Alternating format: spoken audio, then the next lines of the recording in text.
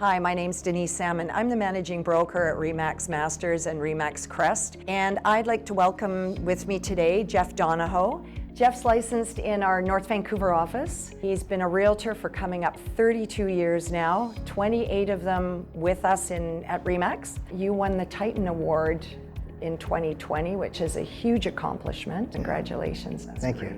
Yeah. So I know the awards are great recognition for you, Jeff. It's always nice to have those trophies, but I know that's not the core value that drives you and gets you up in the morning to go and meet your clients. Would you like to share a little bit more about that? Number one, you got to love what you're doing, and I do love what I do. When I get called into a house, the first question is, why are you thinking of making a move? And so you're not just there to sell the product, you're there to help them facilitate what they're thinking of doing. And sometimes, yeah, people change their minds because, well, we didn't think of that. So it's very much a people business.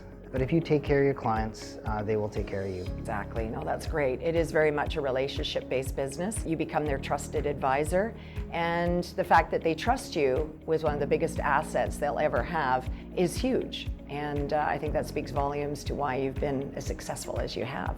Thanks. So Jeff, 32 years in the business is a long time. And I'm sure you've used many different tools and techniques, but what would you say would be the thing that's been most tried and true for you?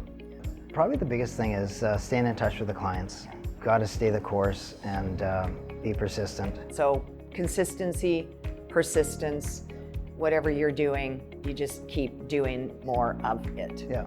So Jeff, you've seen many market highs and market lows. And of course, 2020, we saw COVID, a global pandemic roll in, unexpected, unprecedented. What would you say were some of the effects that COVID-19 had on the market in 2020 and how people bought and sold real estate? We as realtors, we've had to use different tools, more of the virtual tour, more floor plans, and try to get as much information out to the consumer before we allowed them to show the house. I guess one of the good things that came out of this is that they're qualified showings. They're private qualified buyers that are coming in with their realtor. They're qualified people that are coming in versus an open house where your neighbors are coming in and looky-loos are coming in. So if there was a positive that came out of it, that sort of came out of it. So Jeff, I know you're not alone in your business. Your wife Stephanie has been a huge supporting role over the years, and now you have your youngest son Johnny working with you. So how does that all work? What advice do you give him as a young realtor in the business? The advice I've been giving Johnny is you've got 2 ears and 1 mouth for a reason. Listen, learn, respect the other realtors big time, because sometimes we're in multiple offers with those realtors and working together to put a deal together. The next time we're competing against that realtor for a listing, and it's a funny business that way, but if you lose it, you lose it, you win it, and you move on. Yeah, no, you have every right to be very proud. He's going to do really, really well, and he is a compliment to both you and Stephanie, so congrats. Thanks. So Jeff, do you have some final words of wisdom for existing agents new to the business, new to the industry? There's so many great agents out there.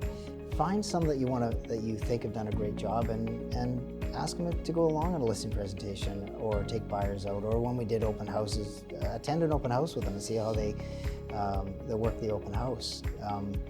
Don't try to do it all on your own.